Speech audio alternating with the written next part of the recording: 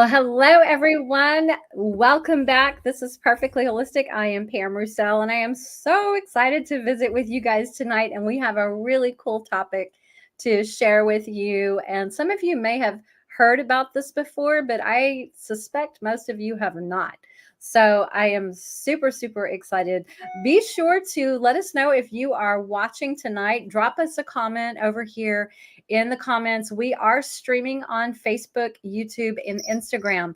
But just know that you guys watching on Instagram, I'm not able to see your comments. So if you do want to make a comment of some kind or ask a question during the show, please hop over to our YouTube platform or our Perfectly Holistic Facebook page where we are streaming and you guys can follow along. So I want to welcome my friend Carol Smeja all the way from Chicago. And yes, she is the brainchild behind the Mind Pet Platter. And welcome, Carol. Thank you for being here. Oh, thank you for having me, Pam. It's nice to be here with you. We've been trying to do this for a while. I know we have. And guys, we hung out a lot together at Super Zoo this year, which was really fun.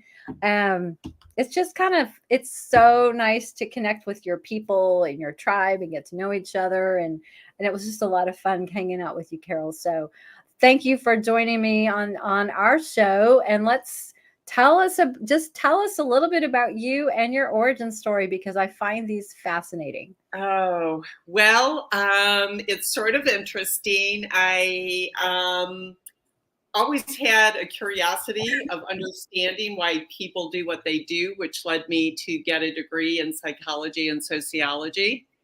And I actually focused in working with global food companies, understanding the eating dynamics of people.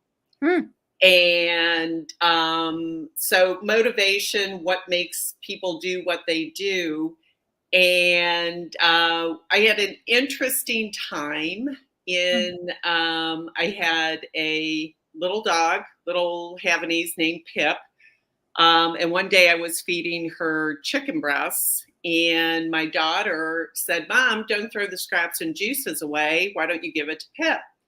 Mm-hmm. And so all of a sudden, this dog who used to inhale her food in under 20 seconds and would let out the most horrendous belch that you could probably hear 3 blocks away. She all of a sudden was like engaged, sniffing, moving around, and I saw incredibly different eating behavior. And when my husband came home and I told him, he said, "Eureka." So we engaged in a journey, which developing the pet platter. For those of you who haven't seen it before, I'll be talking a little bit more about it. But basically what I did was to take the research skills that I learned during getting my doctoral degree, and I started studying both the eating dynamics of our cats and dogs' ancestors. And so that focused on wolves. And what we're going to be talking about today is cats and their ancestors, which are the North African, Southwestern Asian wildcat. That's the most common ancestors that they had. But I wanted to let people know that this journey took us a much longer time, because we started off trying to understand these behaviors. That meant actually observing wild cats eating in the wild through videos. I volunteer at zoos. I observe eating behaviors there, talking to wildlife experts, sanctuaries. So I collected all this data from how they stalk their prey, how they deconstruct it, how they eat it, but also understanding the whole physiology of cats as well. So all of that took 3 years. And then my husband took the information. He was a product designer. And we went through about 8 or 9 different designs until we got to the actual pet platter itself. Yeah. So it was a long journey in total, but it's actually based on looking at feeding from a cat's perspective versus our own. And so that's sort of what I'm going to be focusing on today. I love that so much. And Love is says, I'm looking forward to this. And Laurie Christine says, this will be invaluable information for every cat parent. I totally agree, because I'm gonna admit something. I don't know that I've ever said this on the air before, but I never used to believe in the concept of whisker fatigue. I thought it was just, a bunch of hooey. I really thought it was just, are you kidding me? Really? Whisker fatigue? And maybe that's not exactly the best way to describe, maybe it was more like whisker irritation or something like that. But I had never really stopped to think about how, or, how my cats ate and what they ate out of.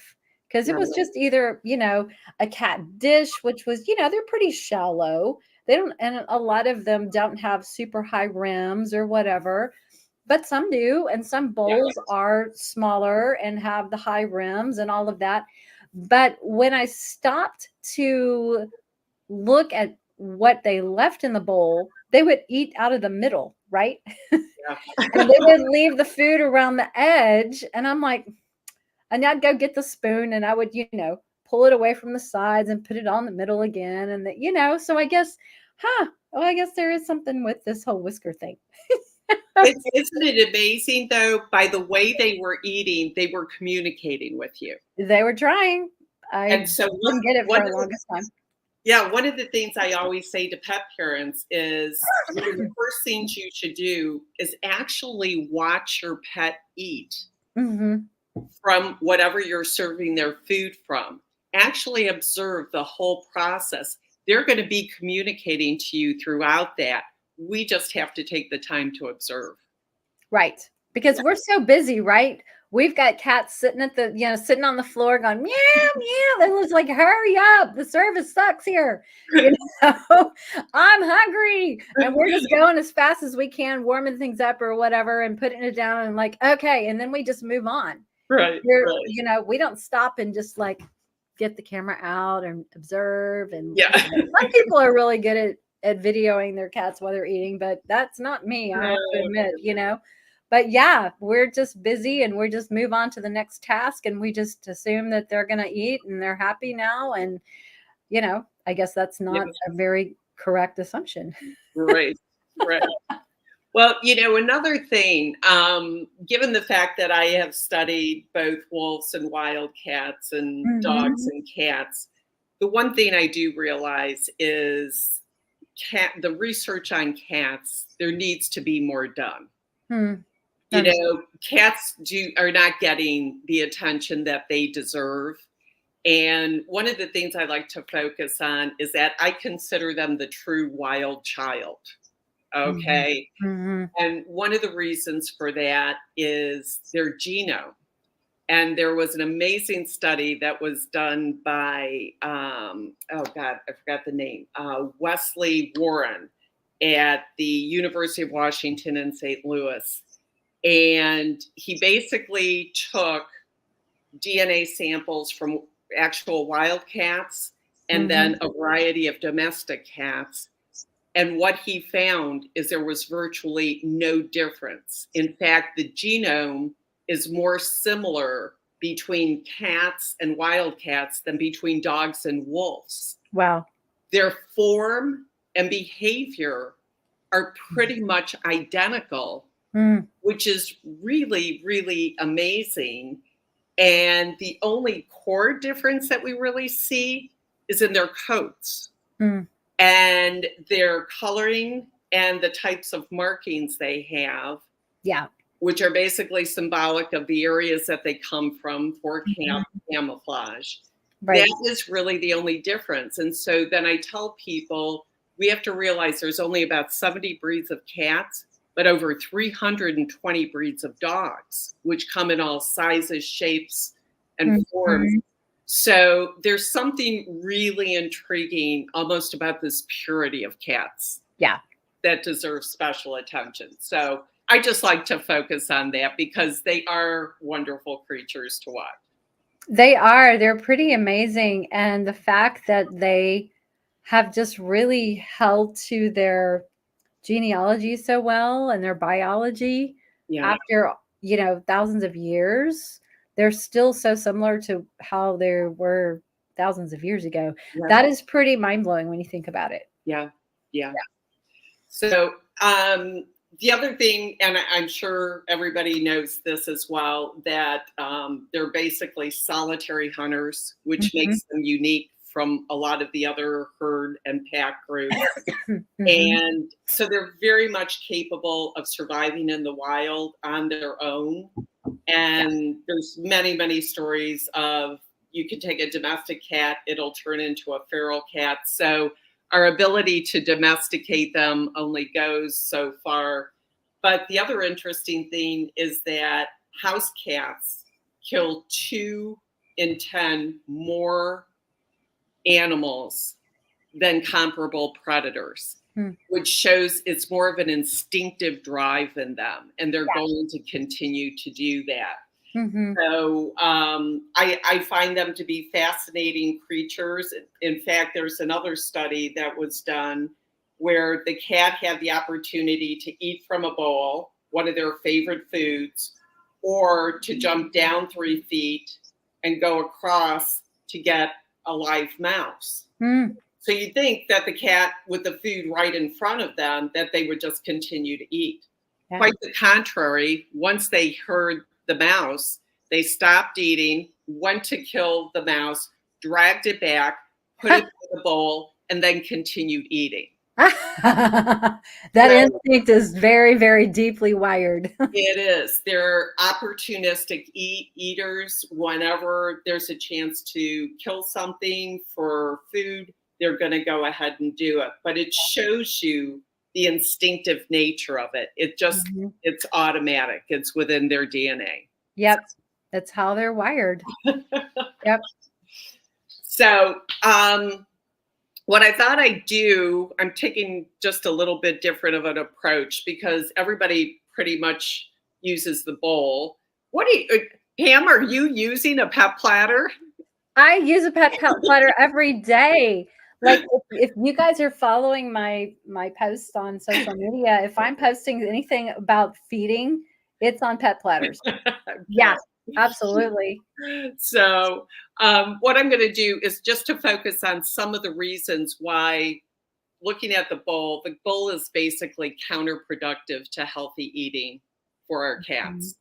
And I'm just going to go through some of the reasons on how we designed the pet platter and why that works. And the first one is why there are no sides. And that was one of the first things that we looked at. And of course, it's designed to avoid whisker fatigue, or I saw that Lori said whisker stress, which I think is a great name for it instead of fatigue. And part of the reason for that simply is that the whiskers are the extension of a cat's skin. They're embedded 3 times deeper than their actual fur coat. And so everything is felt very deep inside. And it translates, anytime the whisker touches, it translates to the group of sensory cells at the base of it. And the interesting thing is it controls, it basically tells the cat about air current, air pressure, temperature, and even wind direction. So it's providing this enormous sense of information to the cat. That's basically how they survive in the wild. And by letting them eat out of a bowl, when their whiskers are hitting into it, it just pounds. And it is an overstimulation. But I will tell you this, and I have seen instances where the overstimulation is so severe, it actually causes the cat eyes to tear. Oh.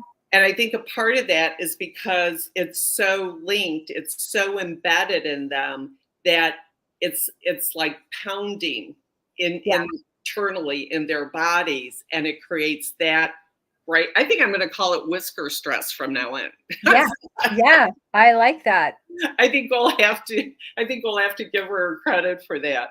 So the other thing that I wanted to let people know, though, too, is that at the tips of their whiskers, they have proprioceptors, and these are extra sensitive part of the whiskers, and they basically can monitor the distance, direction, and texture of prey. So when you look at it, not only embedded, but why the tips of the whiskers themselves are supposed to help in killing prey, you're basically shutting down this very important sensory for cats. And so it can create more stress. It creates more anxiety for them.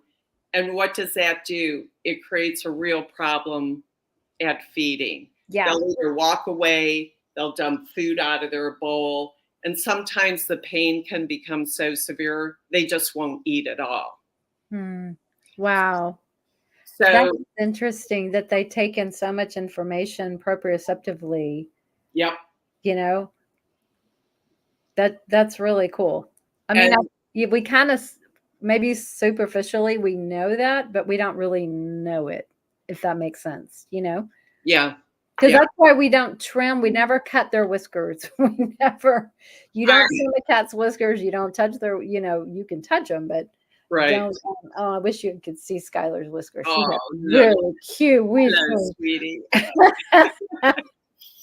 Well, the other thing that I think is really important to know is that 40% of the brain, the sensory section of the brain, is actually linked to the body parts that are connected to the whiskers. Oh, wow. So it's a whole information train that goes back and forth, sending that sensory information. And that's why at the end of the day, I always say, honor thy whiskers. Those are just so important to the well-being of the cat. And in fact, even at the zoo, we have animals who have visual problems or go blind. Yeah. As long as they have their whiskers, they're able to navigate within the habitat without any problem at all. So never underestimate the power of the whiskers and treat them very well. Yes, yes. And then Laurie says, I need to get one for each kitty, especially for my former feral kitten, Nathan, who at 10 and a half still eats like he hasn't eaten for days. And Levis says, she goes, it does affect him. She says, my cat has an eyelash that grows downward toward his eye. Is it okay to cut it back? It affects him. He squints and winks. That's actually there's a medical term for that. And yes, you can actually have that surgically removed. So talk to your vet because it is irritating for sure. But yeah, check with your vet. That is possible to do. Yeah. I don't know what the condition is called, but they have a term for it. What are you doing? He's paying attention to what we're doing here tonight. I love it. she's nibbling on my reading glasses. Oh, entropion. Thank you. It's entropion. That's exactly. Thank you, Bronson Ragdoll. Thank you. That's exactly what that's called.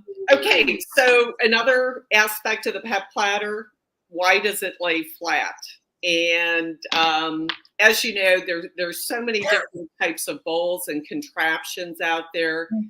Please never have anything projecting out to try to slow your cat's feeding or whatever. Anything that projects out into their face, when it hits into their nose, the mucous membrane on the inside swells and it causes discomfort and can even become painful. Never, ever have anything projecting in. With the pet platter, everything's flat and everything goes down. Like concave. It's more concave. Right. Gotcha. There's nothing that ever comes out into their faces or anything. But the interesting thing is cats have a field of vision. We want to avoid shutting that down. they have, because their eyes are close together, they have binocular vision, so they can see prey and any danger out in the front. When they're looking down into a bowl and the sides of the bowl are blocking it, that obviously is a sensory area that's completely shut down. Their field of vision also is wider. It's 200 degrees. And probably a lot of your people know about this, but they have vertical pupils, which allows them to see in the dark. They can open it up if it's too dim to get more light in, and close them down if the sun is too bright. And pupils can actually become 50% larger than ours in the dim light. So you're looking at a pretty powerful component of this sense. But the one thing that I love is, proportionately speaking, if we personally were to have cat's eyes, they would be 8 inches across. What? Proportionately speaking. Yeah. Okay? So it plays a powerful role, and just any sort of feeder that blocks or interferes or comes in to block their field of vision is going to heighten their anxiety and reduce their enjoyment of the feeding process. And also, they have better night vision as well as sense of movement, because they have more rods than cones than we do. So the one thing you don't want to do is to stick their head into something dark where they're seeing movement down there, which again heightens anxiety and can create problems in eating. So even though they don't have the best visual acuity, sight nonetheless plays an important role. And the interesting thing is that when a prey is underneath their chins, they're unable to see it. Their whiskers, which basically tell them where the animal is, where the striking point is, so they can grab around the neck for the kill then. So that's when those whiskers come into play again. So again, all these senses are coming into play to work. Any questions? Yeah, we do have a question from Mace. She says, I understand the elevated tilted bowl was really good for digestion. I don't think you were talking about a tilted bowl. Where you were talking about more of something. Can you give us an example, like of a feeder that has something that comes up into their space to slow their feeding? Really, you want them to have control. Can you tell me a little bit more? The tilted bowl was good for digestion. I'm not sure I understand that. Like some cats who are like really, they may have acid reflux, or they may eat too fast and they don't want their head down. So there are some products out there that are like raised up and kind of tilted toward them, so that they don't have to put their head down when they eat. And it helps. Yeah, it's just basically so their neck isn't down, but it's kind of like the bowl is almost facing them at an angle, but it's still a bowl. I mean, that's depending on how wide the bowl is, of course. But okay, no, I'm glad you brought this up. This is really an interesting topic.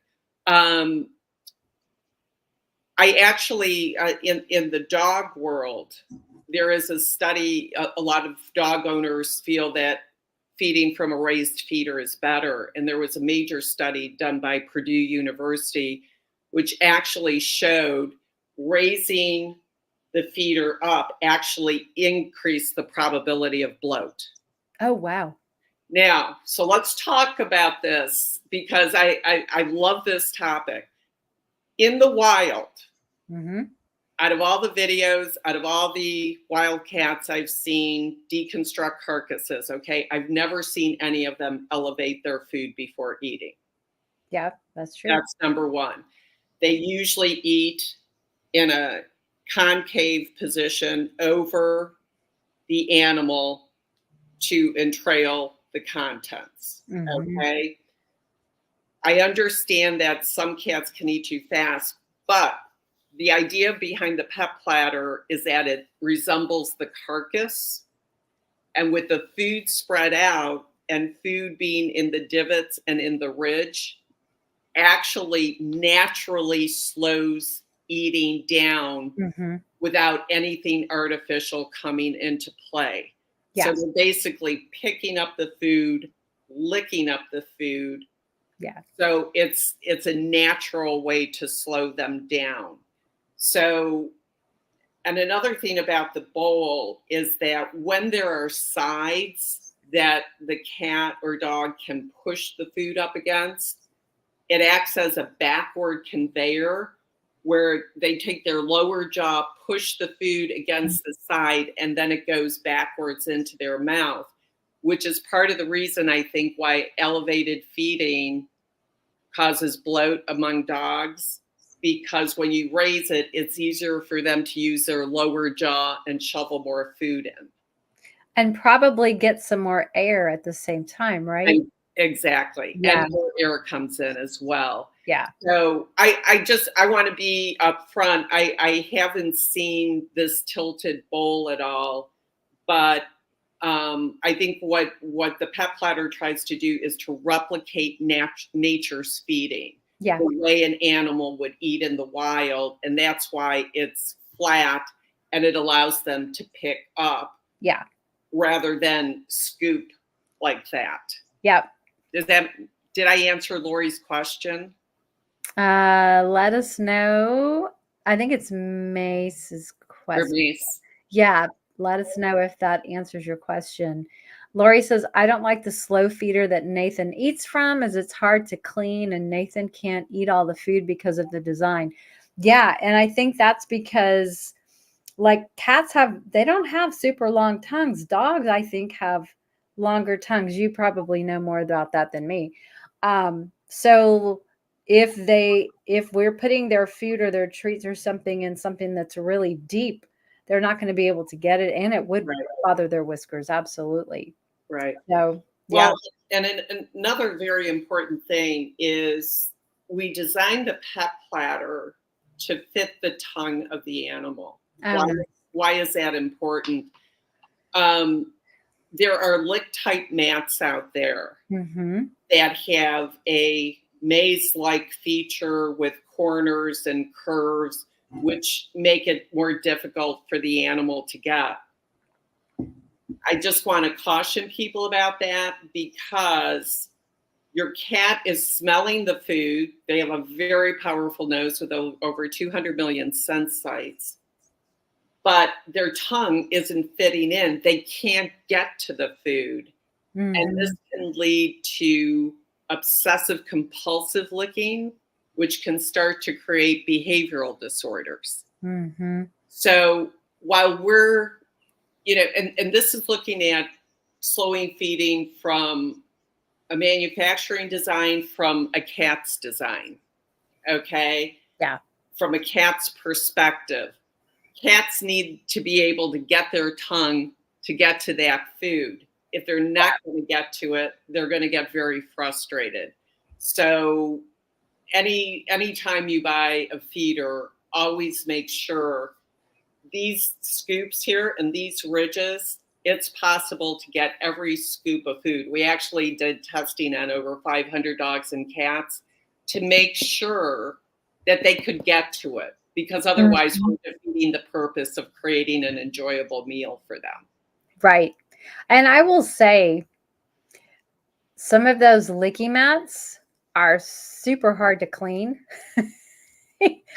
and the water just splashes everywhere. So I'm not a fan anymore. Once I got one, I just like, and better. This may sound corny, but I guess I kind of look at myself as the voice of our pets. I'm trying to communicate what they need based on their instinctive behaviors and their physiology. And after you kind of understand how everything works, it's like, oh, I get it.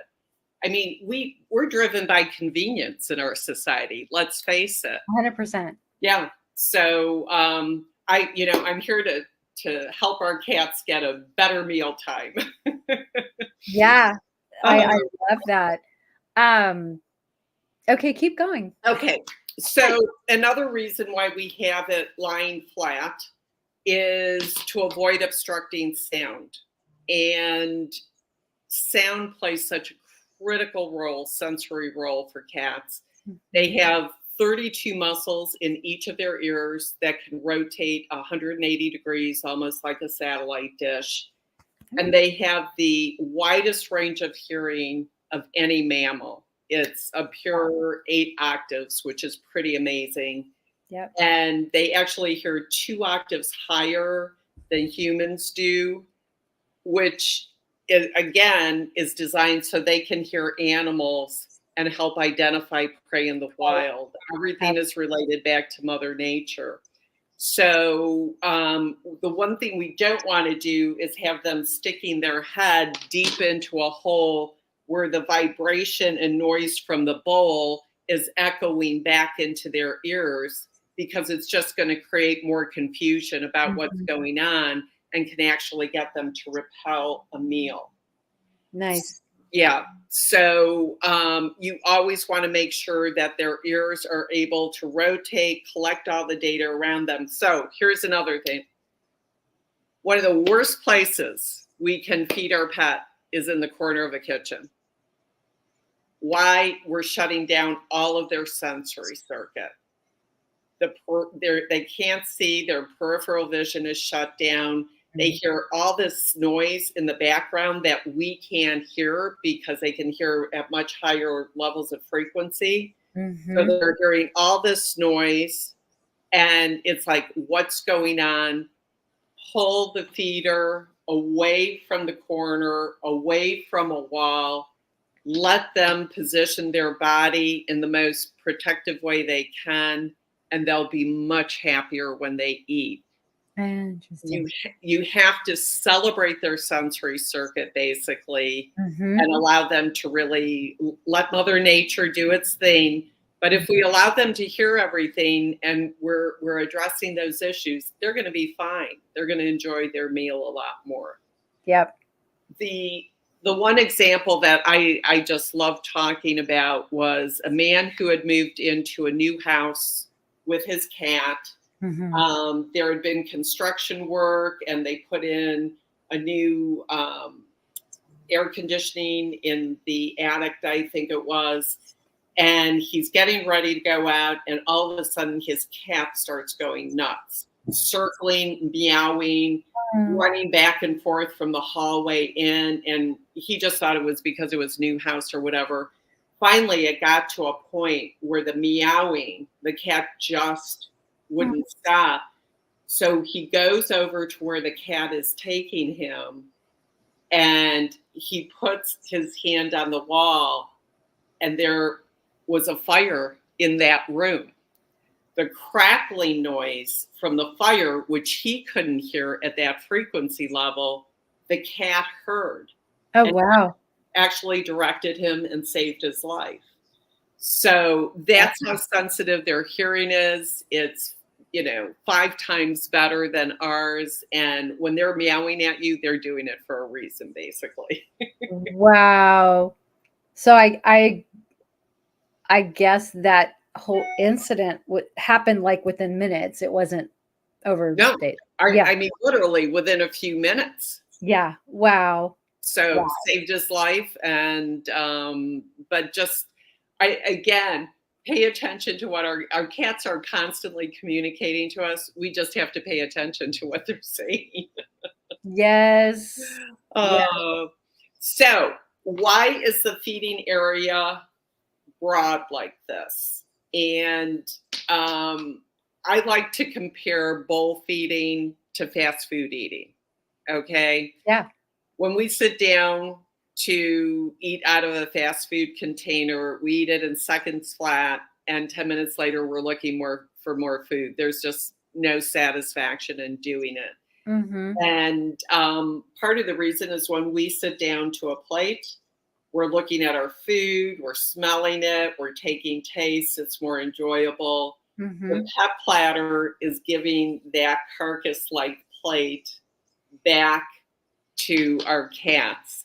And the most important reason is their powerful sense of smell, not only to evaluate, but to select their food as well. And I don't know if most people know this, but their weakest sensory component is their sense of taste. They only have 470 taste buds versus dogs, which have 1,700, not terribly strong, and versus our 17,000. Oh, wow. Okay. So the sense of taste drives us. It does not drive our dogs or cats even. But as I said, cats have over 200 million scent sites. But more important than that, they have a very special component called V1R receptors that actually distinguish between scents. And this is why highly aromatic foods are so delightful to cats. And even if it doesn't taste good, they will go to that food because they basically taste based on the sense of smell. Yeah. Okay. Yeah. And the other thing is they have an additional organ, Jacobson's organ, at the roof of their mouths, which also allows them to smell. So the Flehmen response, which some people may be familiar with, is when you see your cat open his mouth and sort of taking in air. He's trying to get that smell into the Jacobson organ to be able to smell even better. So their powerful sense of smell, when you're feeding from a bowl and just piling that food on, they don't have the enjoyment of the food. They're not going in and selecting and identifying what they are. So the whole purpose of the pet platter really is almost like a charcuterie. It's you just okay. I'm feeling really terrible, right? Like I'm feeling like a really bad cat mom because I haven't been spreading their food out on the platter. I've just been putting it in, not a big pile, but I need to be spreading it out.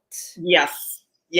And even create different scents, different aromatics in different areas with herbs or whatever you're using. Yes. And it brings the whole enjoyment because when they deconstructed their prey, they would get rid of the stomach in most instances and then get the organs out. So they're actually making food selection. We want to bring that back to them. Yeah. In the way that we're feeding them. And we're, with all people, and especially pet parents, spending so much money on their food and raw food today. Yeah. Make sure your cat gets the enjoyment out of that meal by allowing them to smell and take in and actually taste what they're going to be eating then. Yes. And one of the things that I have done in the past, and I do this from time to time too, is like, especially in the morning, if I feed them some sardines in addition to their other food, I put it separate. I put it in a separate spot on the platter. So, it's not all in one place. It is like its own little selection. Yeah. It is more like a charcuterie. And if I put raw goat's milk, I'll just pour it on the platter so that they can lick it out. It doesn't have to be mixed into the food all the time. So we can be as creative as you want to with it. Well, and that's part of what the experience has been. We have heard back from so many people that the pet platter has created a bond with their pet because they're spending more time thinking about different menu ideas and how you can create special treats like, tuna juice, just putting it in the scoops and leaving it somewhere for them to find. There's so many different things that you could use for that. So, and yes, and I want to share another trick that I saw my friend Jay doing a while ago. Those guys, there's the churro treats, the purees that are in the little, little pouch, not pouch, but you rip it off the top and you squeeze it up. you can actually open one of those and fill all the little divots. And then she actually got a little push pin and stuck it through the little hole in your pet platter and hung it vertically on a wall. I remember So that they that. could just go up and lick, lick, lick, lick, lick, lick. So Yeah. you could do that with a jar of baby food. You could smear some Yeah. on there. You could put it horizontal. You could put it flat. You could just be super creative. Stephanie says, are there any dried herbs I can sprinkle on the food to encourage them to try new textures and flavors? You could try catnip, but even better, like go get a single ingredient freeze-dried liver or salmon, or like that you could use as a treat, but you can use as a topper. And I just crumble those kinds of things on top of the food as an enticement to help make it more enjoyable, right? Or if you have like a freeze-dried food, you can crumble on top of raw.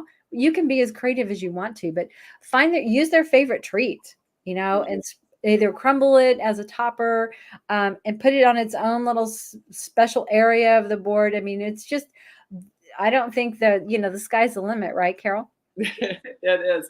And also, remember, you can take the pet platter and put it in different areas of your house. Yeah. To create more of this predatory type behavior that they love stalking.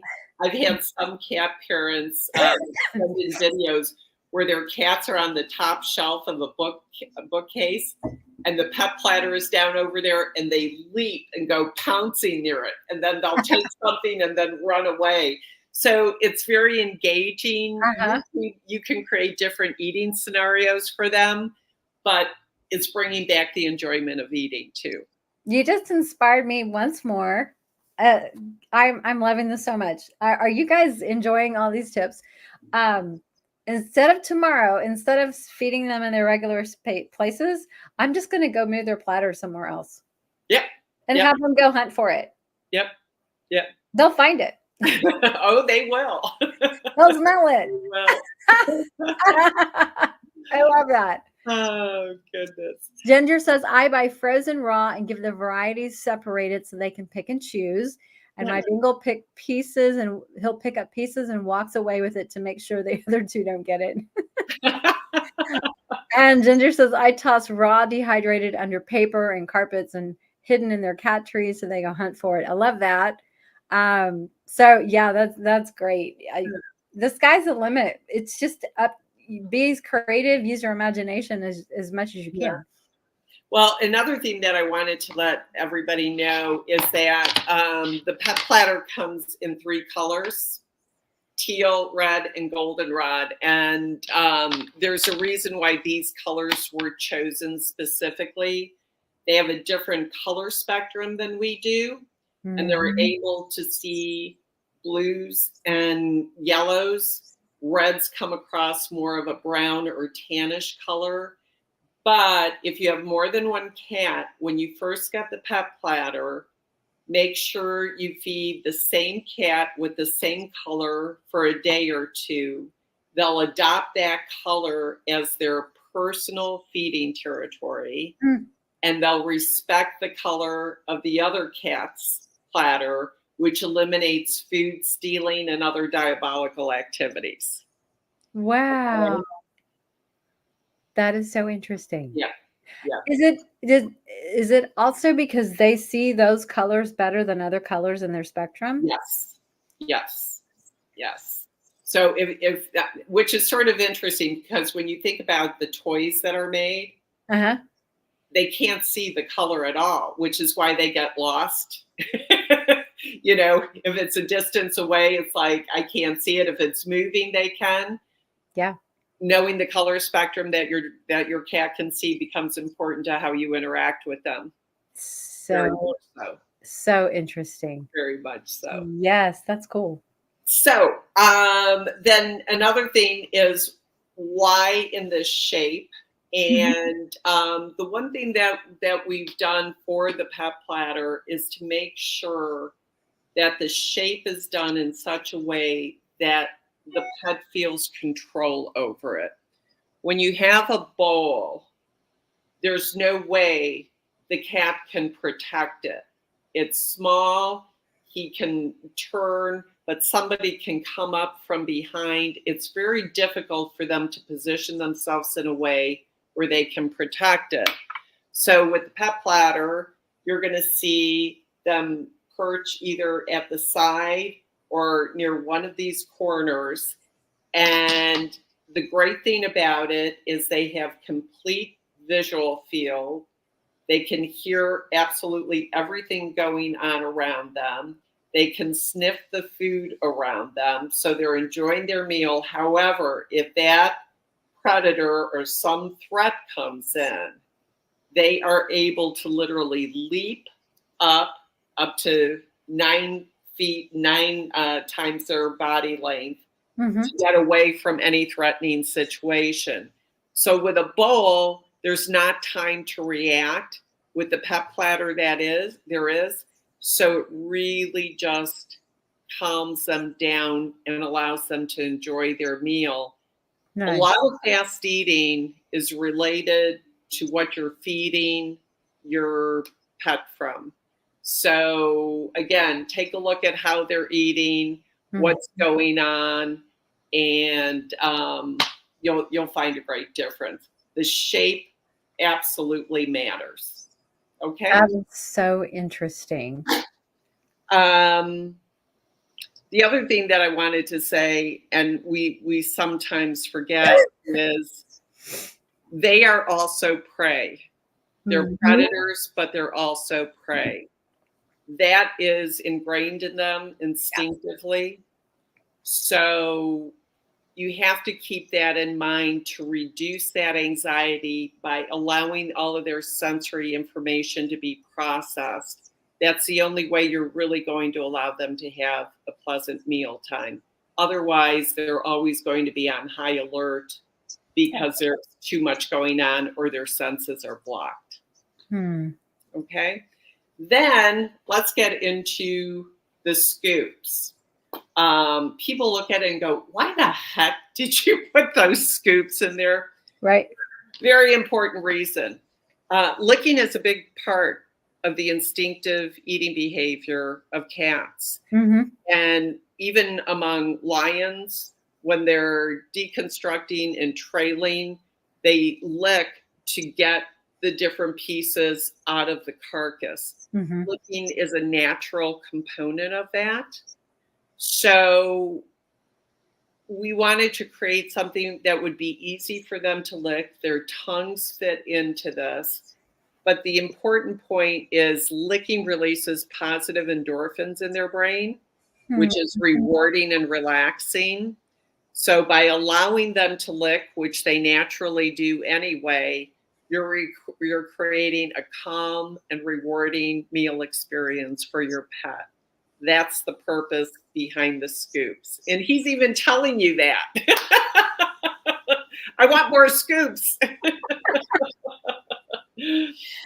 So that's the big picture on the pet platter. And I just want people to understand it was designed to allow cats to eat the way nature intended, which is naturally. We just looked at what they're all about, their sensory circuit, which is extraordinary, their needs to create this.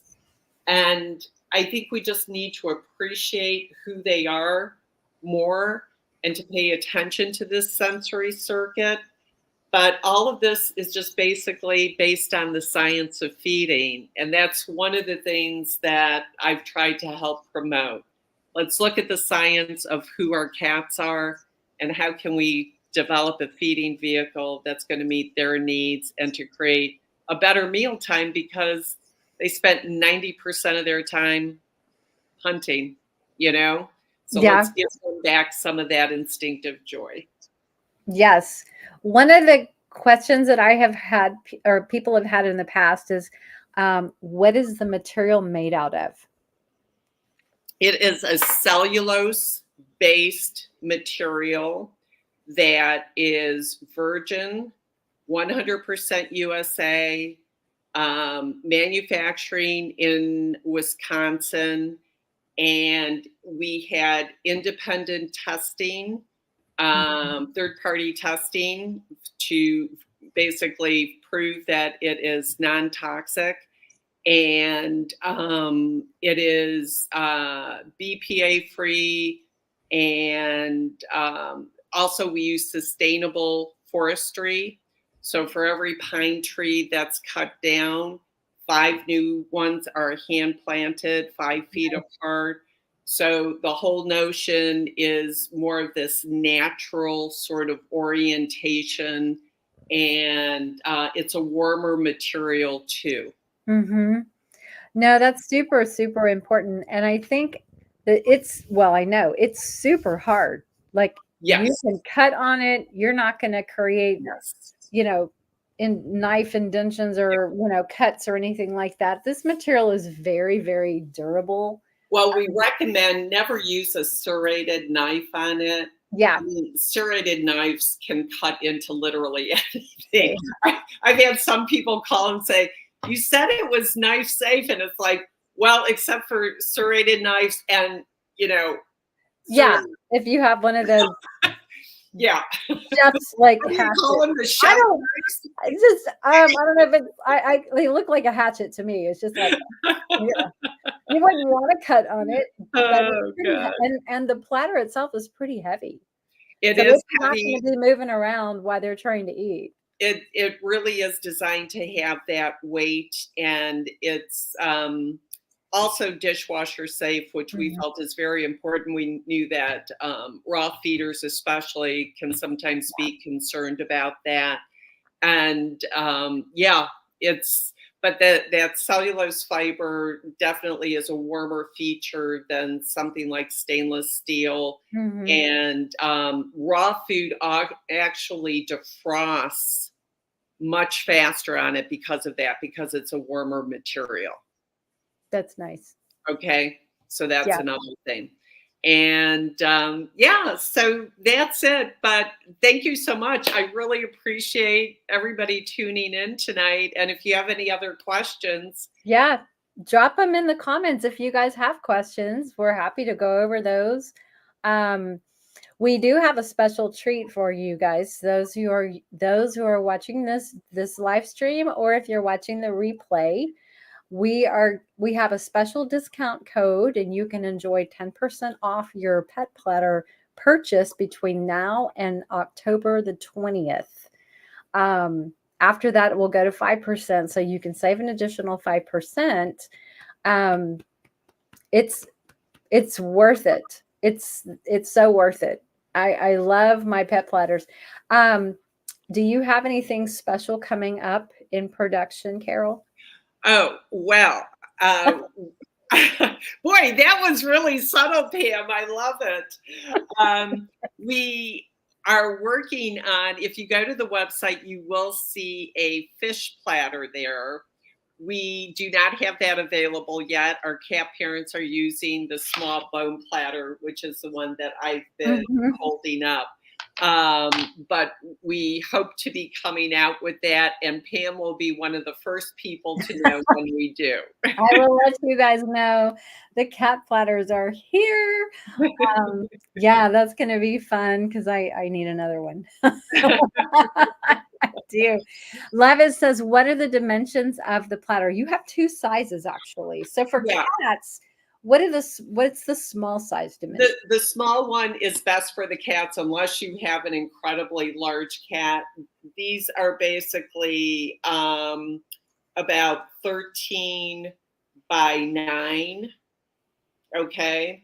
And if you have a smaller cat, the only thing you have to do is use half of the pet platter instead and allow them to perch here and to go over and pull up the food then. So, but it's worked out well. Some cats like to perch in different places. That's part of the joy of the pet platter. They'll take on different areas. But what we love about it is that it's their personal feeding territory. They control it. They decide which foods they want to eat. They're in control. And so it's really a benefit. Plus, I should say, by slowing the consumption of food, their bodies are able to get more nutrients out of that food. And by just slowing down eating as well. So by eating on this flat surface with the food spread all across, you're actually improving their digestion and their ability to absorb nutrients. It's a very, very important part. And I'm actually working on a study, a scientific study to demonstrate that as well. Oh, that's so cool because cats, so many cats have GI issues. Yeah. It's like one of the biggest issues, diseases, chronic illnesses that cats have are some kind of a GI issue. Yeah. So I think that's awesome. And if you think about it, if you're relaxed when you're eating, you're going to digest better. Think of how we eat. If we eat and we're rushing and we're on the go and we have 5 minutes and we might have gas and we might have belching or we might have sour stomach or whatever it is because we're just trying to eat too fast, and if we slow down, we're obviously going to feel better. So I love that because our cats are no different. So that's awesome. That is awesome. Well, guys, I've put the link at the top of the comments for the Mind Pet Platter website. So you can go to Mind Pet Platter and the discount code is PURRFECT. It's PURRRFECT, right? Is that what we did, Carol? Or we did That's what we did. We did perfect. So I'm going to put this back here in the comments. Discount code is PURRFECT. So again, if you get your platter before by the 20th, you'll save 10% off with that discount code. And I'm going to be full disclosure. We get a little love from Carol for helping her with this. And so it's a win-win. You get an amazing pet platter. I get a little love. Carol gets a lot of love. Which she deserves because she put a lot of time and money into designing this. So I just wanted to feature that because it is such a cool tool. It's a tool. And it has so many benefits for our cats, which is great. So thank you. Does anybody have any other questions before we wrap it up here? Because I don't want to miss anybody or comments or anything else. I want to make sure I got everybody. Love says, thank you both. This has been very informative. Have a great night, everyone. Stephanie says, I came in late, so I'll have to rewatch, which is fine. It will be posted on these channels that you're seeing, so you can definitely go rewatch. No problem. I think that was all the big comments that I missed. So anyway, well, thank you guys. Have a great rest of your evening and the rest of your week. And we will be back with another show very soon. So thank you, Carol, for joining us. Thank you so much for letting me join you. I'm glad we were able to finally do this. And thank you for all that you do in the cat world as well. Together, we're going to make it a better world. It's a passion and it's a pleasure. So thanks, everyone. And we'll talk to you. We'll see you online and check out your pet platter. Thanks, everyone. Bye-bye.